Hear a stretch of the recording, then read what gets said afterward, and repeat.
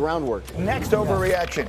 Graz, if I said Dak Prescott will get a $60 million contract this offseason, is that an overreaction? Yes, this offseason, yes. I think something interesting happened late last week. The salary cap was announced at a considerably higher figure than any team was anticipating. Most teams I talked to were budgeting around $242 million. It came in at $255.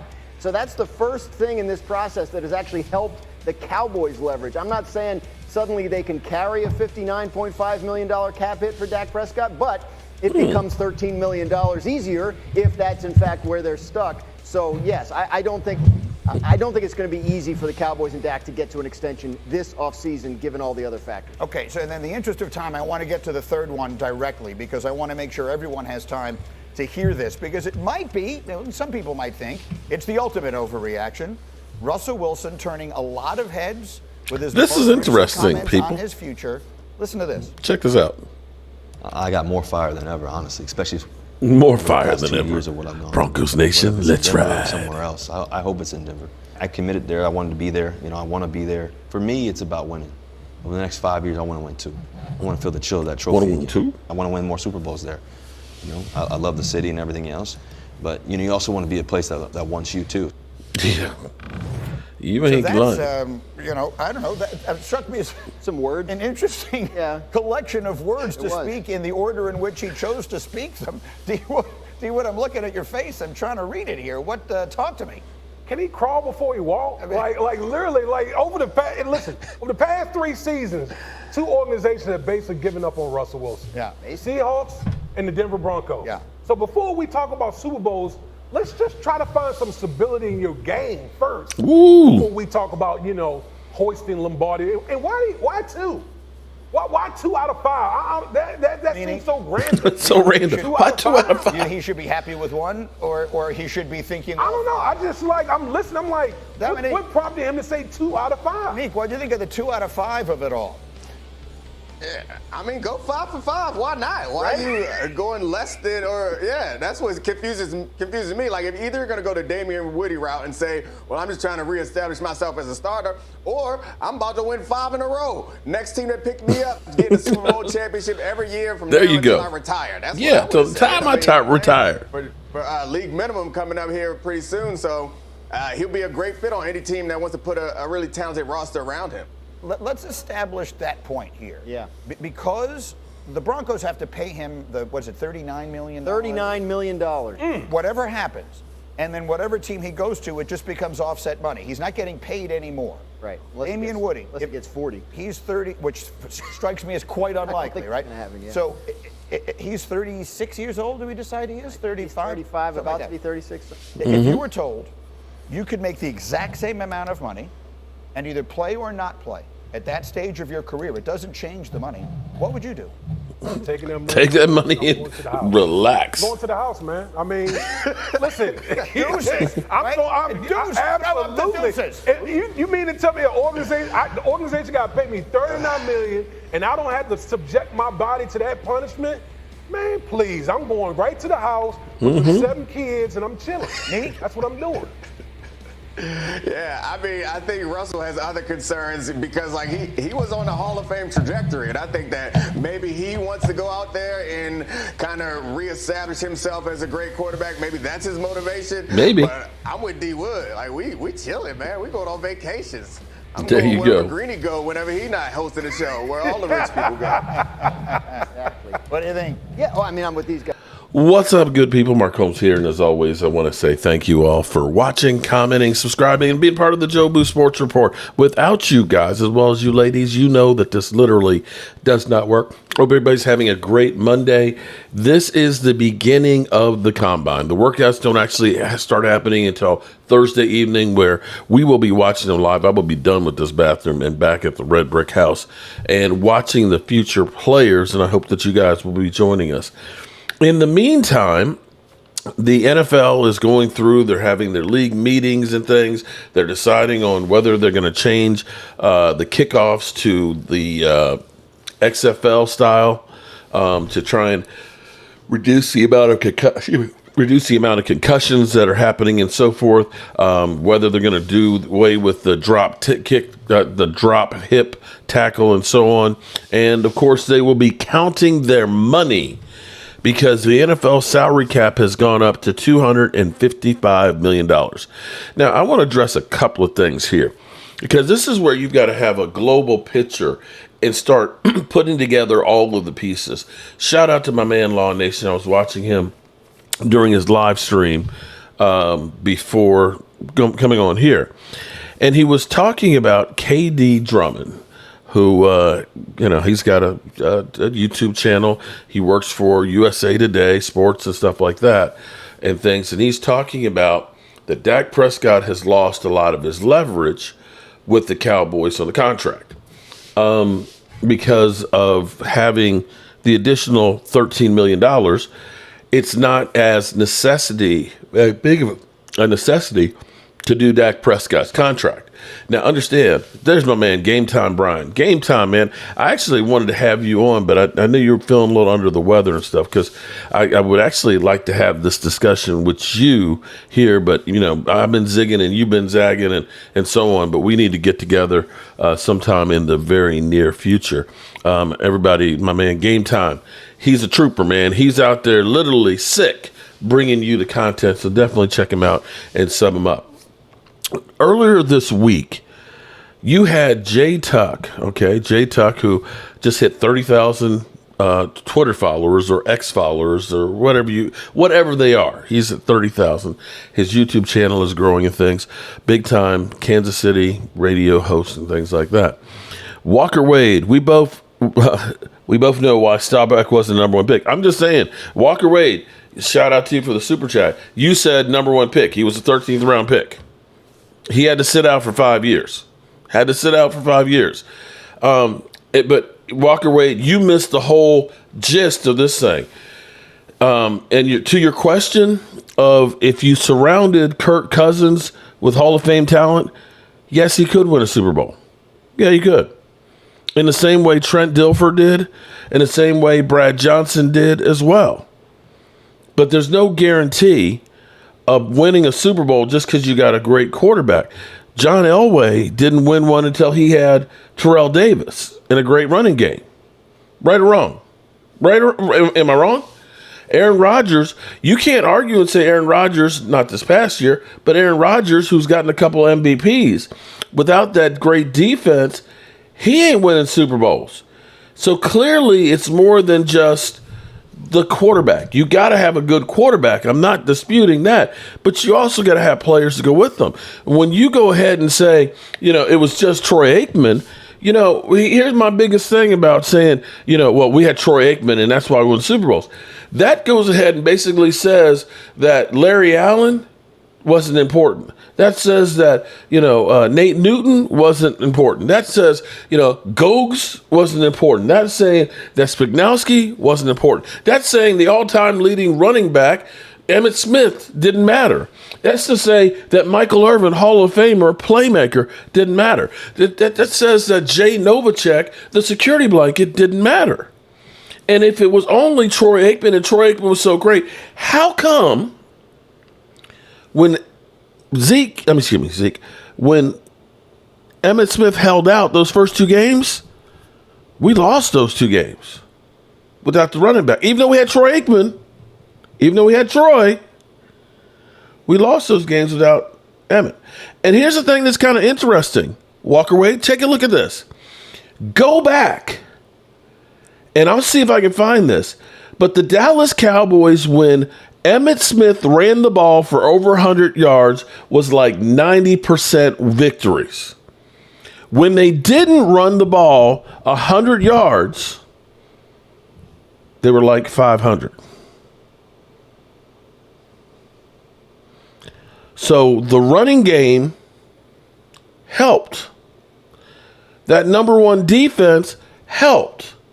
And I can look at the Cowboys teams right now, this team, and try and compare it to the 90s dynasty or to the 70s, when I had like Randy White, Ed Tudor Jones, Harvey Martin, Hollywood Henderson. Hell, Hollywood Henderson would be a god on this defense right now. When I had Charlie Waters and guys like that, when I had Ray Donaldsons and the Rayfield Wrights on the offensive line, you can't look at this and say it was just Roger Staubach, because it wasn't. Look at all the Hall of Famers. How many Hall of Famers do we have on this team, bro? You could take this Dallas Cowboy team, and there's very few guys that could start on those dynasties, man. Come on, man. That's not apples to oranges. You can't say it was just Troy Aikman. Now, Troy Aikman's best season, he only had 1 year that was over 20 TD passes. Assembling a 93 team today is very hard to do. Well, but here's my thing, though. You know what? It's very hard to do it the way the Cowboys are trying to do it, Walker. Because explain to me this one. Do we see, this is a real question. Do we see a difference in what the Eagles are doing in bringing in talent versus the Cowboys? I'm asking this. This is a serious question. Whether you like the Eagles or not, you look at how many players they bring in every single year, right? They screwed up with Carson Wentz. They took a $32 million dead hit. But did that stop them? Somehow, the Cowboys sign bottom basement bitches and free agents, and then we have to let them go, and then we got to find some other ones. We're constantly in cap hell, right? We're in cap hell, okay? And it's not because we're spending a whole bunch of money on free agents, but somehow we're sitting here right now at $9 million over the cap only because we got an additional 13. We were 22. But somehow the Eagles that keep signing people left and right and making trades, they bring in A.J. Brown, right? They end up bringing in Swift, running back and things like that, right? They're constantly, they brought in Sue the year before and stuff when they made the run. They're constantly bringing people in. How come that team somehow has $25 million in cap space and they just signed their quarterback last year? You understand that? They signed their quarterback last year to a $51 million contract. They traded for A.J. Brown. And somehow they still have $34 million more than we do. And are ready to go out and get some more. I'll wait. Somehow they've been able to amass talent. Now, you can't say that all of them have worked out, but you can look at it and say that they do. As we're bringing in, Anthony Barrs, somehow they're making trades for A.J. Browns. And they still have money to do it still. So that either says we don't know what the hell we're doing, or we got no will to do anything. You follow? I'm asking you for a friend now, Walker Wade. Honestly, you say, well, we can't amass talent. Okay, all right. So the problem here is you got Cowboy. You got Cowboy who doesn't know what he's doing.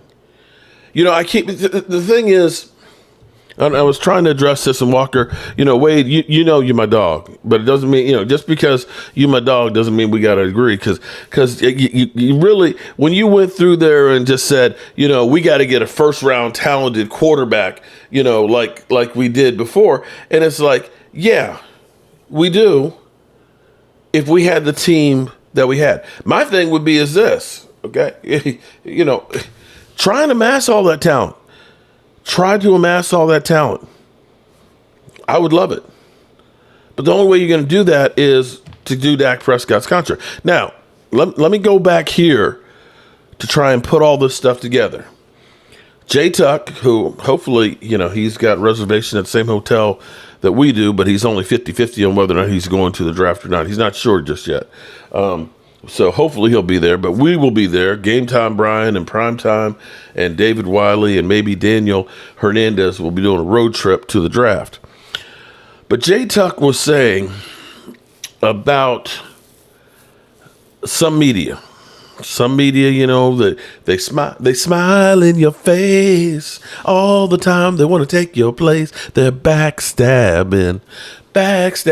Okay, old school song. Okay, but he was talking about a person who spent like a half an hour of time talking at the draft because he's got Radio Row credentials and stuff. Oh, kick it. Hey, yeah, we best buddies and stuff, and then proceeded to take intel and trash him on Twitter. It was like, damn. And that kind of pissed him off to kind of let out a whole lot of emotions of some of the things that have gone on. And some of you guys have seen it and know about some of the things that go on, okay? We're the redhead, on YouTube here for years, content creators have been the redheaded stepchild.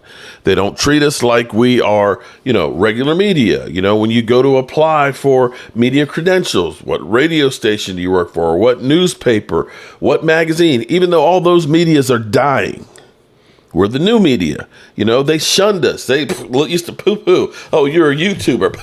YouTuber. Yeah, it's kind of funny now that your shit is dying. Ain't nobody buying magazines anymore. Ain't nobody except the Sports Illustrated one. Sports Illustrated swimsuit edition. People might still buy that one, but although you can probably get it online. But be that as it may, ain't nobody buying the newspapers anymore. AM radio, sports talk, it's not really that big. It's basically being clips being put on YouTube, the new media.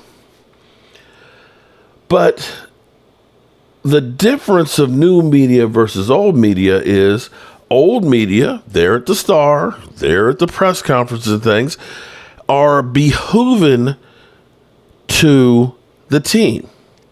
That's the teat. Okay? You don't bite the teat. You bite the teat, you in trouble if you bite the teat. So a lot of times what you get from the media that works directly with them is towing the company line. You follow me?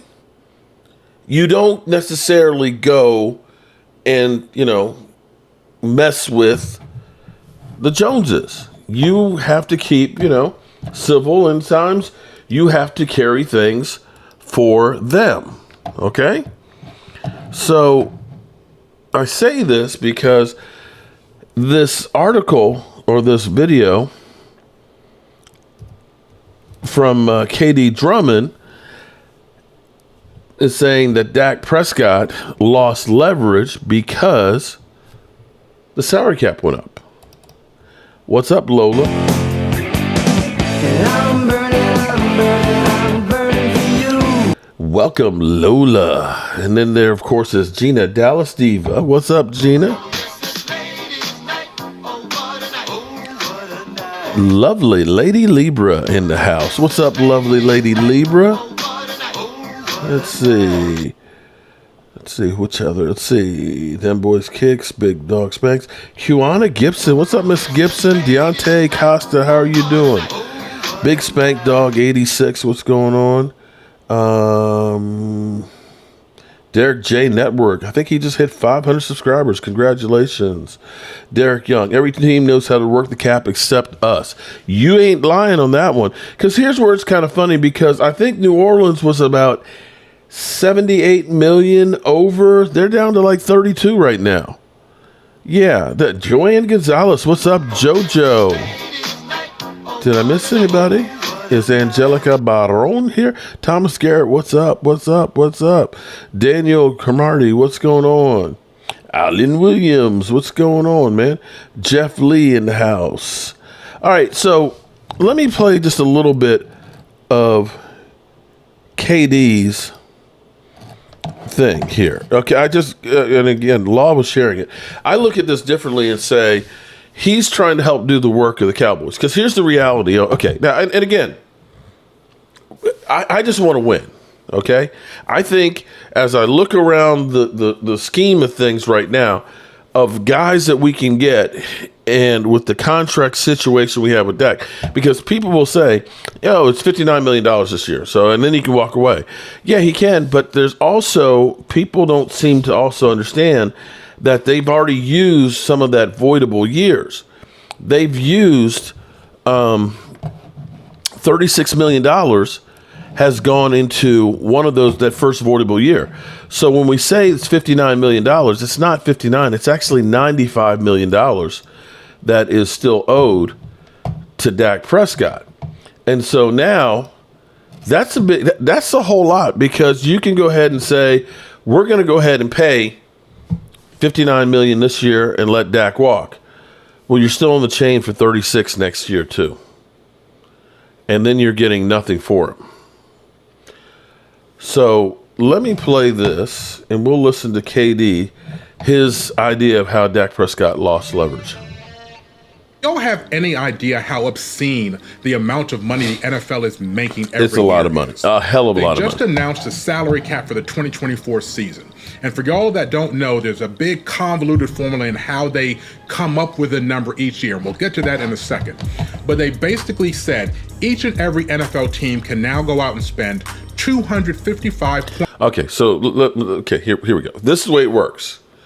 They take a big pot of money. They take the gross revenue, the television contracts, the stadium revenue, the T-shirt sales, gambling, television, gate receipts. And that's why they ended up not liking Dan Snyder, because Dan Snyder had a second set of books. He wasn't sharing his revenue from the stadium with everybody else, okay? And they're getting new sources. Excuse me. New sources of revenue because of gambling. Here's where it's kind of crazy. I want you to think about this for a second. I kind of have a problem with ESPN now being ESPN Bet, because they can kind of help set the narrative on trying to get you to believe that somebody, that somebody is going to lose when they actually think they're going to win. They can help kind of push the narrative. To me, that's a major conflict. In fact, the whole NFL and gambling. But here's the thing. The NFL gets paid a royalty. They don't have to do anything other than exist. Unlike gate receipts. When you do gate receipts, you got to turn the lights on and everything else. You got to pay for the hot dogs and the beer and everything else. They get almost as much money from gambling as they do from fans in the stands. That's mind-blowing to me. And it makes you wonder, when the Cowboys losing to Green Bay, which was, nobody thought that was going to happen, and it was $1 billion swing in revenue, it kind of makes you wonder. It kind of makes you wonder and think, is it possible that maybe it's not above board? But go on. I'm sorry, Katie. I didn't mean to interrupt you. $0.4 million on salary for one season across their roster. For this season. Remember, it's not one season, for this season. In the NFL. So quick math tells you that's over $8 billion that are going to player salary just for the 2024 That's season. a COVID sneeze. And when you know Shut up, Brian. That it really comes into when they're talking about ticket sales, merchandising, gambling money, TV deals, all of those sorts of things, they only give portions of that towards the player salaries. It's like 48% of what they call all revenue, even though it's not all revenue, because there are some things that they kind of earmark. The local stuff, the local deals that the NFL, like Jerry Jones has. But when you reverse engineer that shared. plus $1 billion, just for this portion that they're considering for salaries, the league made over $17 billion, and this is a low estimate, $17 billion in 2023. North of the border. Siding with the ownership and saying this player doesn't deserve to get this much money and all this kind of stuff, just know how ridiculous you sound, because again, the league made at least $17 billion.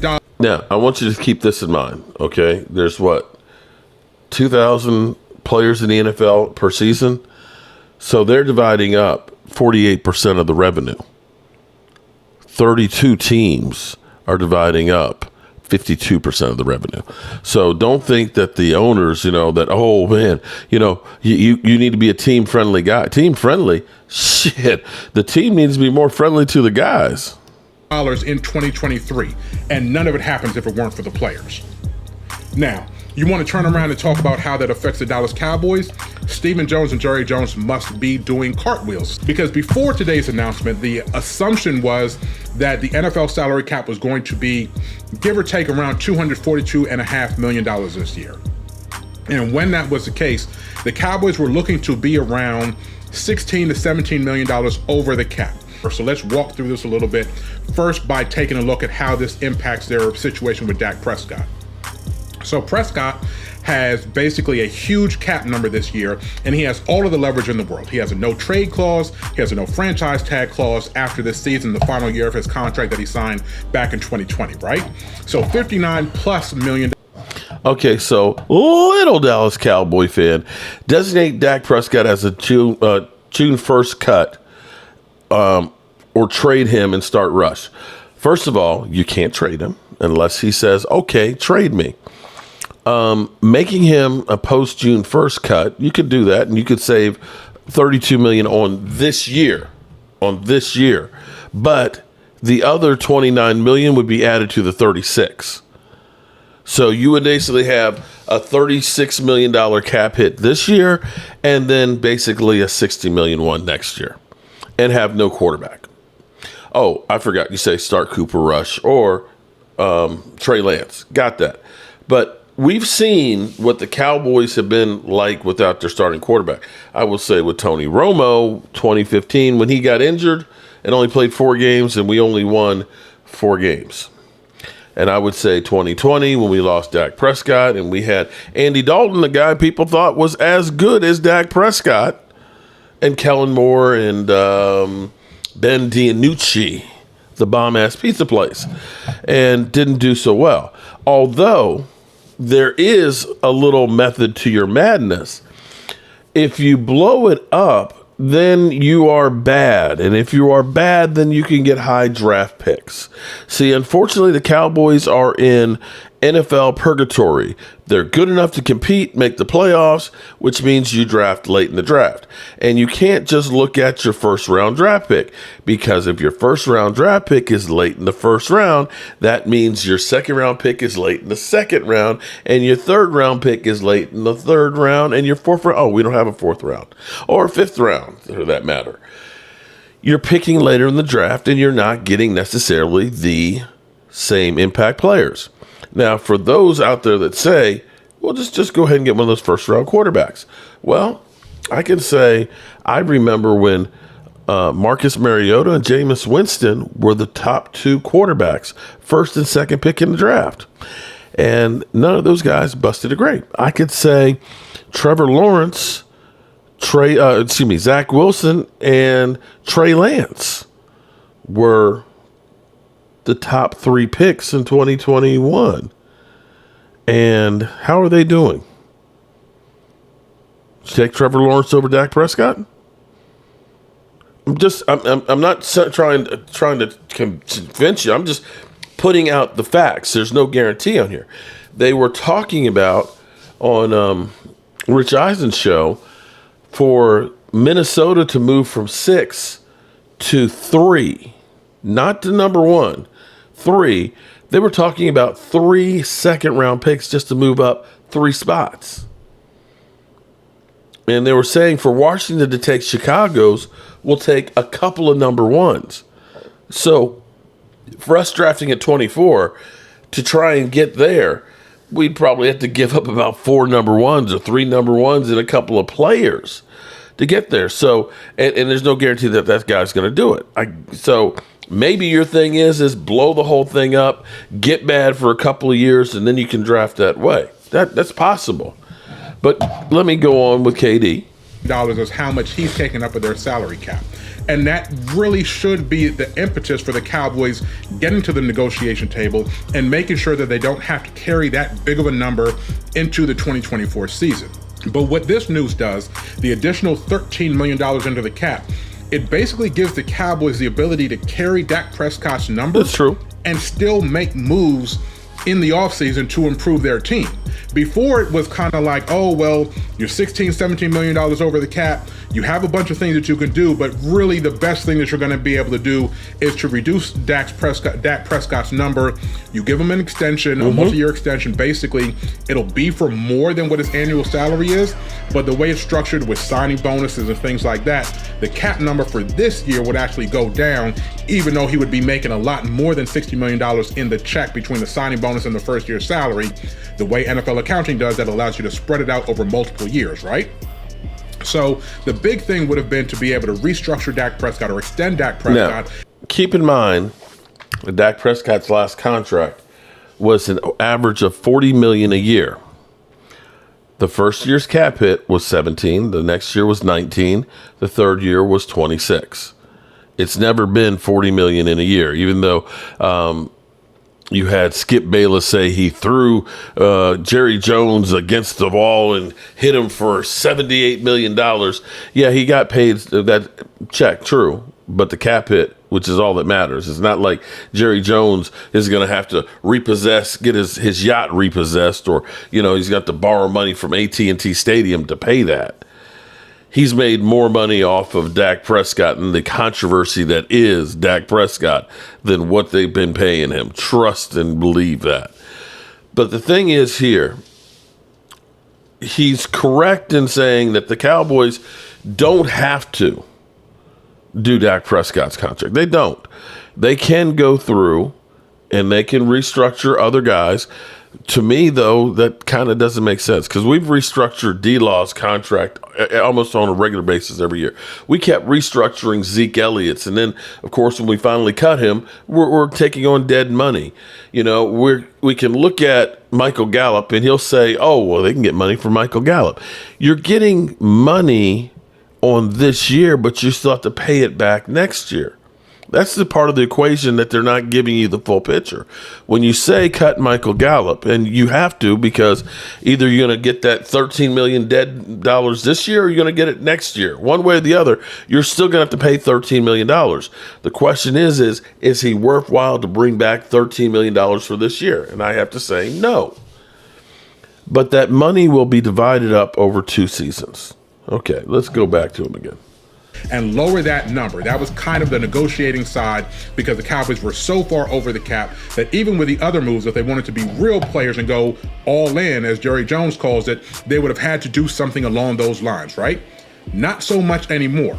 The Cowboys have the ability to stack money without touching Dak Prescott's contract. So if they get to a stalemate and they're not trying to give Dak the kind of numbers that he's looking for, they literally have the ability to say, you know what, we tried, we're going to ride this year out and then see what happens. We're still going to go out and be able to improve the team, sign a free agent. They probably won't. They say they will, but we'll see whether that happens.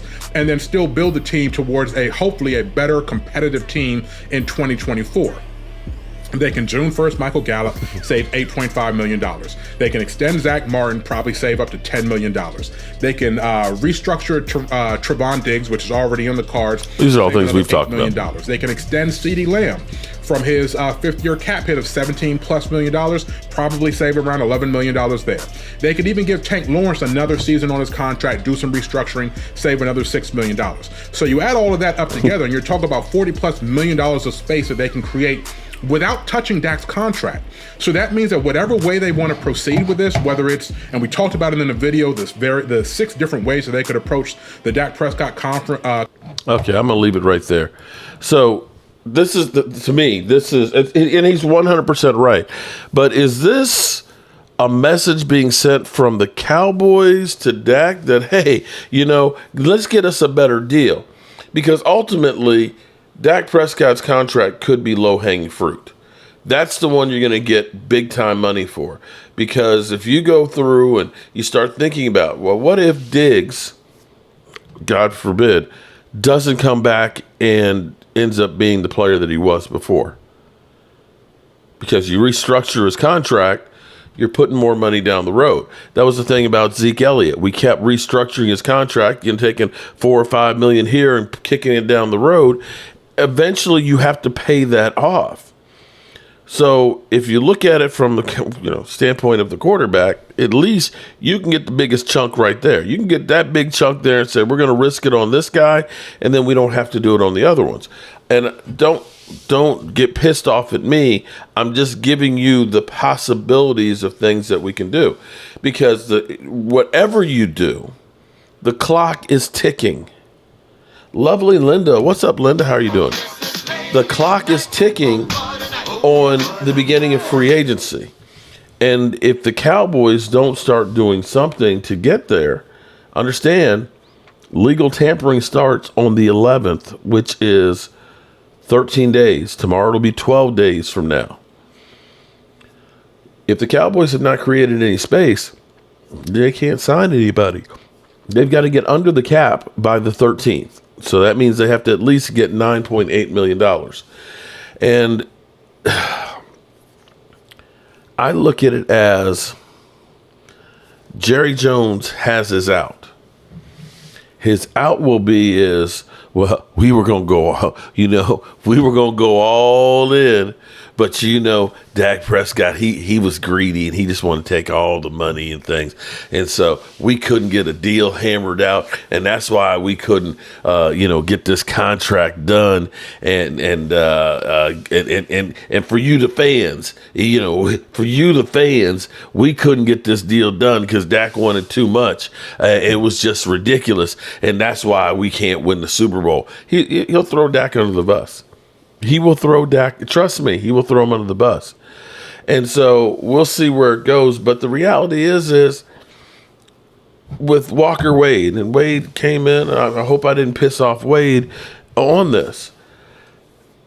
Explain to me how it is that Cincinnati paid their quarterback last year, that the Ravens paid their quarterback last year, that the Chargers paid their quarterback last year, that the Eagles, who have been signing people left and right and even missing on guys like Carson Wentz, and somehow they still have $35 million more. Am I the one who's crazy? It's almost depressing. I mean, being for real here, it is almost depressing when you start thinking about this shit. Let me see. Where is it? Where did it go?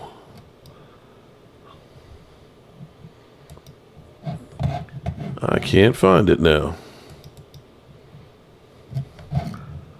Let me put, because it kills me how happy Philly 500 is about his team. And I'm just like, how the hell is it we always broke ass? We, the wealthiest franchise in football, most valuable one, but somehow we always broke ass. You know what I'm saying? Does that make any sense to y'all? Anthony DeBona wrote this. Here.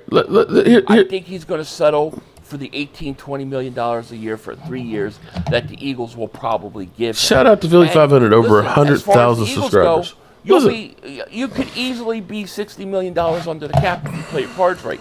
Anthony DeBona wrote this. There's a realistic path for the Eagles to reach nearly $60 million in cap space. They're sitting at 25 right now.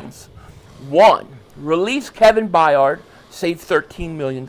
Remember, the Eagles are about $32 million under the cap right now. So release Kevin Byard, save 32. Shoot, I was wrong. Then Hassan Reddick saves about $11.8 million. Extend Devontae Smith, that would save you $1.8 million. Will they extend Devontae Smith this offseason? I don't know. Extend Landon Dickerson, that saves you another $600,000. So just those 4 moves alone, he's saying, can bring you close to around $60 million. And we haven't even talking about restructuring possibly Josh Sweat's contract, doing something with Avonte Maddox. These are all ways that the Eagles can save money. The Eagles are going to have $60 million of cap space. You're going to extend Hassan Reddick. There should be no reason why this team, this offseason, doesn't go out, get yourself one giant signing and then two middle-of-the-road signings. That's what I think they're going to do. Now, I think that their signings most likely will be heavy tilted towards the defense, which it should. Okay. Now, So there are some possibilities. There are some kind of like. So my point here is this. Do you look at it and say, honestly, okay, and this is, okay, and not trolls, forget the F the trolls. Do you look at this and say that Jalen Hurts is such a great quarterback and that was the reason why they went to the Super Bowl last year? Honestly. Do you look at it and say Jalen Hurts was the driving factor of why they went to the Super Bowl? That the offensive line of theirs didn't matter. That the getting A.J. Brown didn't matter. That their defense, and when they brought in people like Ndamukong Suh and all the running backs, that those things didn't matter. Or do you say, because I don't know that had they not did all those moves, I don't think they're in the Super Bowl. I honestly don't. They kept screwing up the draft trying to get wide receivers until they got Devontae Smith. They've had some bust at wide receiver. Remember Rhaegar? Regular, as he called him and stuff. You know, they've not had much luck and success with number one picks since like Lane Johnson. But they go out, they don't sit there and harp on their mistakes. They admit them, they move on, and they go out there and they figure out ways to get cash. Somehow, Cowboy can't figure out the salary cap and can't seem to do contracts correct. Because what always happens, and we're being set up again for this again. Here it is. You fucked up, excuse my language. You messed up with the contract because you waited till the last minute before with Dak. You gave him all the power in the world. You mismanaged the other contracts of guys like Michael Gallup and things. You take dead money hits for Amari Cooper. Here's how, what I want you to understand this. This is how sad this is. Because, let me do this. Amari Cooper.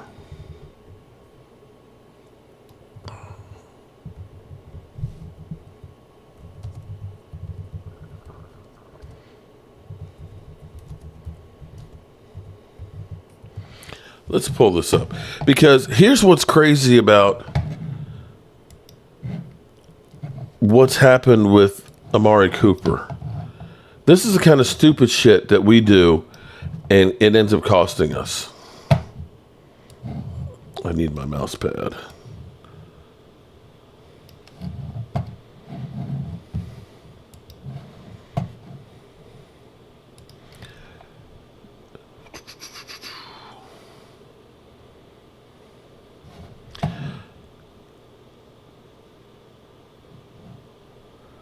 Let me see if I can find. Trying to find Amari Cooper's contract. But we got rid of Amari Cooper in 22. Here it is. And look at this. So here's what's sad is the year we traded Amari Cooper and only got a 5th round draft pick, okay? At least Tennessee got a number 1 for A.J. Brown. You see what his cap number was? 4.896. We traded Amari Cooper and we took a $13 million dead hit. And with that $13 million, think about this for a second. We said Amari Cooper was too expensive, but we had to pay $13 million the year we got rid of him. And we then turned around and we paid $13 million on a new contract for Michael Gallup. We spent $26 million. $26 million that first year without Amari Cooper for wide receiver. so we could keep Michael Gallup instead of Amari Cooper. If that's not mismanagement and wonder why we can't sign other people, we've been better off keeping Amari Cooper and saving $5 million. Right or wrong? That's the kind of mistakes that we make. You wait till the last minute with Zeke till the season's here where he's not in shape, and then you obliterate the salary cap because you're trying to hurry up and get him in. And that contract was bad from day one. From day one. You end up doing La'el Collins after one good year. You took a $13 million dead hit for La'el Collins and moving on from him. And it's just like the highway is littered with all these bad contracts that they keep making at the last minute. Jerry Jones' whole philosophy. The deadlines make deals get done. No, deadlines make deals get made badly. Because you keep making these deals that are terrible, that are hampering us in the future. And in the end, everybody just says, oh, well, you look at Dak Prescott. He's too much money. Just get rid of him. You know, if I'm the game I say with KJ Drummond, he says, oh, you don't have to do anything with Dak. You don't. You don't. But there's a misconception here, I think. I think the misconception is people act like Dak Prescott is a charity case and that if the Cowboys don't sign him to a contract, that nobody will. That the Cowboys, that Dak Prescott needs the Cowboys more than the Cowboys need Dak Prescott. That's the thing I don't think you people understand, because he got options if he is a free agent. If he's a free agent, there's a lot of teams out there that will be bidding for him. Just is. And I would look at it and say, you know what? I'll do a team-friendly deal if you're going to actually do something with the money. If you actually going to get me in linemen so that way my career can extend it, hey, I'm all in for that. If you get me a running back so that way we can have a better opportunity to win, hey, I'll give you a good contract. We'll put a couple extra years on that thing and extend it out there, you know. But I need to know that you're looking out for me as opposed to just the same old bullshit. Why should I give you a discount if you ain't going to do anything with it? That's all I'm saying. Right is right. We were better at all levels against Green Bay, and we're acting like it's a lack of talent. Shaking my damn head. We had a bad game. And honestly, Joe, you know what I think, Joe, happened more than anything else? The team wasn't tired. I looked at how they play. I was there in Washington that week before. They were on cloud freaking 9. Having now won the division, you know what happened to them? I'm going to tell you exactly what happened to them. They were cocky, they were overconfident, and they were relying on the fact that we had won 16 games at home. We them boys, we the number 2 seed, that the Green Bay Packers are going to come in here and they're going to bow down. Yeah. We had Sam Williams and crew sitting there planning the victory party, posting that on Instagram. Yeah, we come to our post-victory party. They came in there like they knew that they were going to win and came in there half-assing. They came in there half-assing. And if you want to put it on people, put it also on the coaches for not recognizing that they weren't ready to frickin' play. That they accepted them doing stupid shit like saying, we got an after party, victory party. They came in there like they thought that they were God and that these were just the, Mary's sisters of the poor that were coming in here and just happy to get some scraps. And they came in there and they went for the jugular and they didn't know how to react because they weren't prepared to play that damn game. You can say, and I agree, we're as talented as Green Bay. Green Bay came in there and they punched him in the face and they ran home like a scared little bitch. That's what happened to them. They overlooked Green Bay. Just did. Joe, you can blame it on both of them, yeah. But, you know, I'm sitting here. I can't honestly, other than Ferguson, I trying to find a redeeming quality for that game. I just can't. You know, maybe if CD catches those first two passes and we're not Dak up in his face and the coach up in his face, maybe we start making a few first downs and the game starts differently.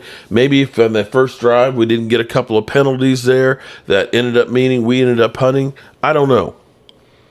Sometimes in football, 5 plays can be the difference of winning and losing in any game, blowout or not. And it's football. Football is one of those things that any week you can get your ass kicked. Any week. And that's a fact. Yeah, and Kyler Bourne, you're right. That's not happening with Bill Belichick because Bill Belichick, you know, it's about the team, the organization, and we ain't out here tooting our horns. We're about business. Now, that's a whole nother ball of wax. But you can't honestly look and say, we're as talented as everybody else at linebacker. You can't. You can't. When Leighton Vander Esch went down and there was no plan B, you were in bad shape at stopping the run. Dan Quinn, Dan Quinn did some great things with getting this defense done. But the problem with this defense is, and now we're hearing that it was Dan Quinn that wanted Mazi Smith to go from the 337 being really good at stopping the run to him slimming down so he could be a better pass rusher. And see, this is one of those crazy things that we don't ever take a guy that has a skill and say, we're going to use that skill that you have. We always want to recreate them into something else. It's like, look, the thing Mazi Smith did in college was stop the run. That's the biggest problem we have on the team, stopping the run. Okay, we're glad you could do that well, but why don't you lose some weight and rush the passer? They did that to Rico Gathers. Was it Rico Gathers? Wide receiver? Tight end? Dan screwed us with no Vaseline. Damn, Gina. Yeah. You should get Rex Ryan. I'm okay without the Ryans. It'll be interesting to see our new defense. As soon as Bland got that flag, it went all, you're right, it went downhill. It was just like the air went out of the place. Joe Davis, me as well. We got to stop blaming just the defense and hold the quarterback with the deer in the headlights. Look accountable as well. Eric, and I'm trying to take a holistic view of the whole thing. You need a running game. You need your linebackers. You need your receivers to catch the football. You need your quarterback not to throw interceptions. You need your offensive line to block. If everybody can do 5% better, you're a much better team. Dan wasn't playing. Dan Quinn will go down as overrated when he struggles with the Commanders franchise. Well, that may be true. How about the Blue Walls? Here's what's interesting is the Blue Walls. Don't they look good? I am in Eagle territory. Shh. The person who owns this house is a diehard Eagles fan. You couldn't tell it by this room, can you? This is the guest room. Look at the comforter. The comforter is is white with blue accents. The pillows are blue. I feel right at home here.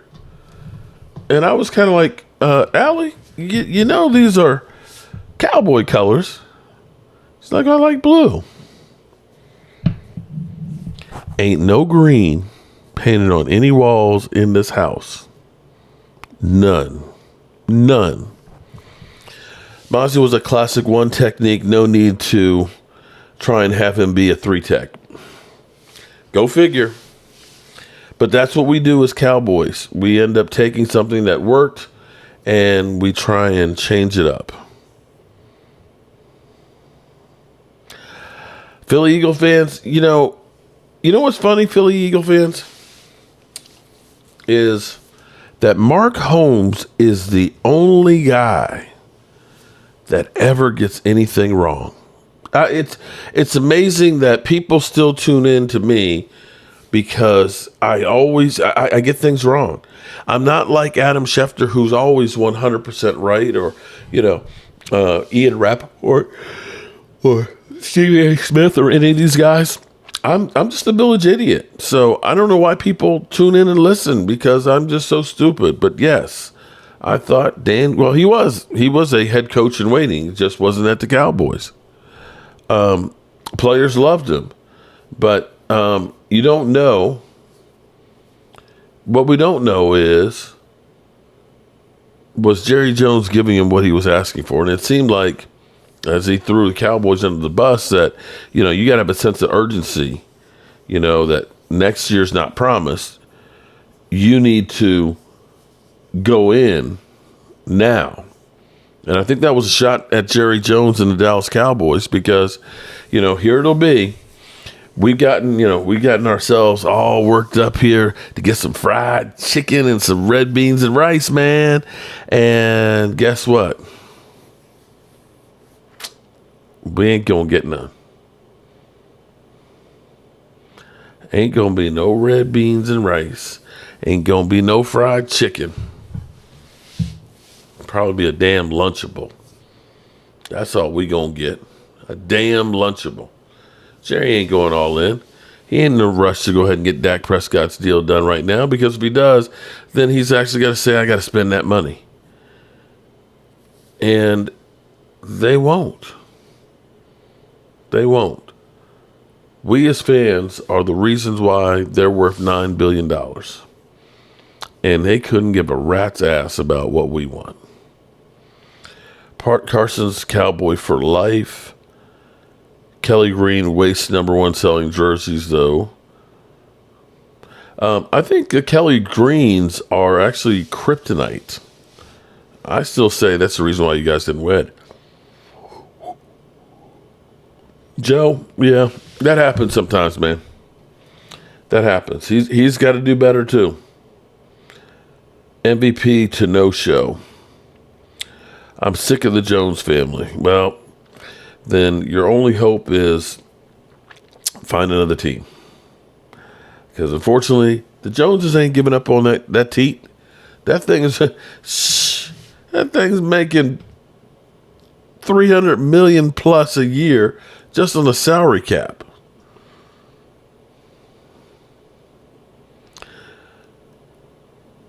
F. Dan Quinn, if it wasn't for us, he wouldn't have gotten a head coach. Well, don't sugarcoat it, Lola. Tell us how you really feel.